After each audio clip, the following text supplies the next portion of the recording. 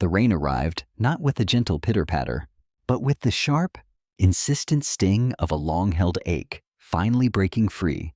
It was a late summer storm, sweeping through the quiet Ohio suburban street, mirroring the turmoil in Jason Hale's own private world. He opened his front door, expecting the familiar hush of an empty house, the quiet echo of his solitude.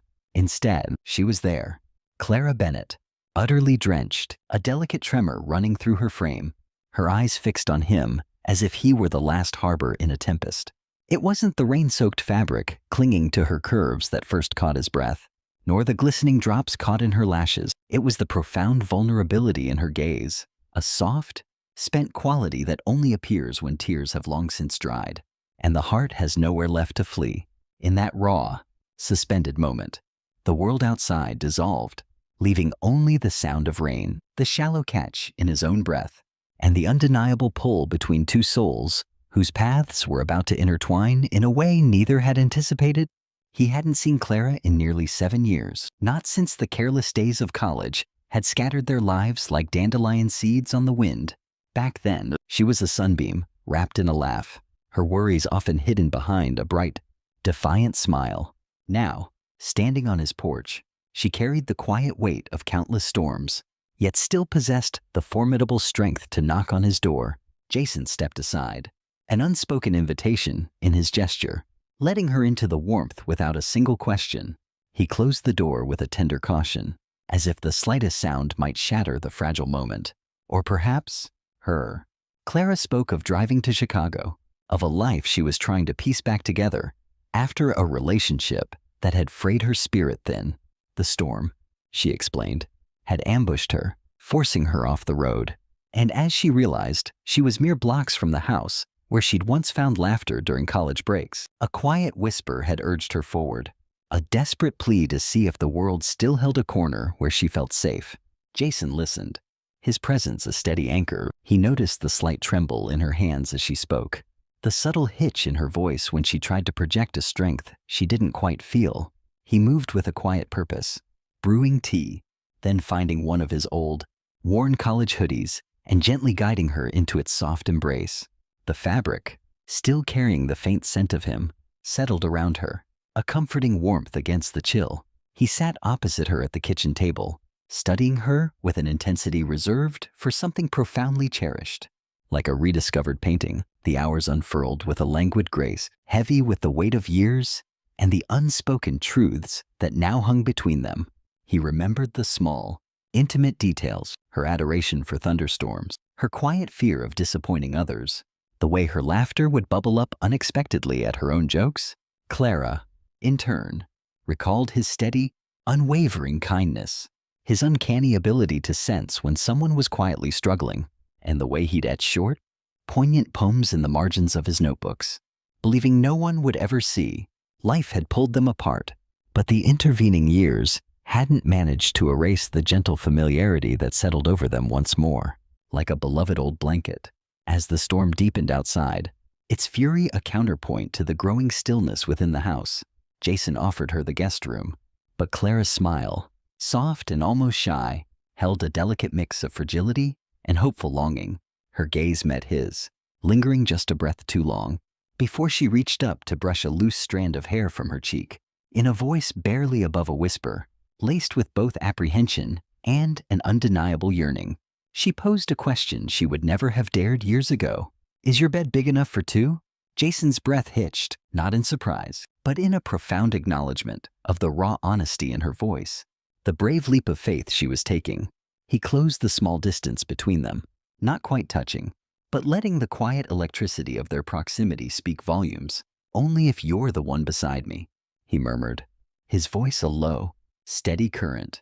It wasn't a moment of abrupt desire, but one of profound refuge, two souls long adrift, finally finding a port where the world's cacophony quieted to a gentle hum. They didn't sleep as lovers that night, not in the way the world understands it. They shared the bed like two people who had weathered unforgiving storms, now seeking the fundamental solace of warmth, the undeniable comfort of another presence, the steady, rhythmic assurance of a shared heartbeat. Clara was the first to succumb, her tears drying on her cheeks as her breathing softened and evened. Jason lay awake for a long while, staring at the unseen ceiling, a quiet realization unfurling within him. He had never truly stopped caring for her. Not for a single year, not for a single moment. Morning arrived with sunlight, a gentle intrusion, slicing through the curtains and painting the room in a soft, golden glow. Clara woke slowly, a peace settling upon her features that hadn't been there the night before. She offered a quiet apology for her intrusion, for the tears, for the raw vulnerability she'd displayed. But Jason gently shook his head, his gaze steady and warm. "You never have to apologize for needing a place to breathe," he said, the sincerity in his voice a balm. He made breakfast, and they carried their plates to the back porch, watching the world outside dry from the storm, fresh and glistening. And there, amidst the quiet aftermath, Clara allowed herself to laugh, a light, genuine sound that resonated deep within Jason's chest, stirring an ache he hadn't felt in years, an ache of forgotten joy, of quiet longing. As the day unfolded, Clara confessed the pervasive feeling of being lost, of having shrunk herself, forgotten who she truly was. After years of conforming to someone else's expectations, Jason listened, truly listened, in the way only someone who deeply cares can. He offered no easy platitudes, no hollow promises. Instead, he painted a quiet portrait of the girl she used to be, the dreamer, the teller of tales, the one who found extraordinary beauty in the ordinary world.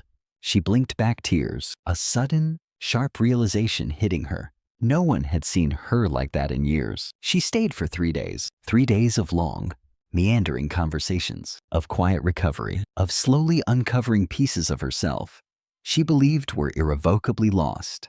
Jason never pressed, never urged her to stay longer, never made her feel indebted.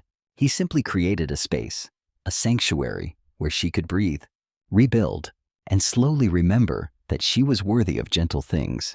But on the 4th morning, Clara knew she had to continue her journey. She needed to start anew, to gather the courage to construct a life that was truly her own. Jason nodded, a familiar tightening in his chest at the thought of her leaving. He walked her to the front door, the very same threshold where she had appeared, drenched and broken. Just days before she stepped outside, Clara turned, her gaze meeting his with a softness that held gratitude, affection, and something deeper still. Something that felt like the nascent stirrings of love. "If life gives us another chance," she whispered, her voice a delicate promise, "maybe I'll come back, not broken, not lost, but ready." Jason managed a faint smile, an effort to conceal the quiet ache that settled in his chest. "I'll be here," he replied, his voice a low, steady anchor. Clara drove away, and Jason remained on his porch, standing long after her car had vanished from view. The memory of her smile, a lingering warmth in the crisp morning air.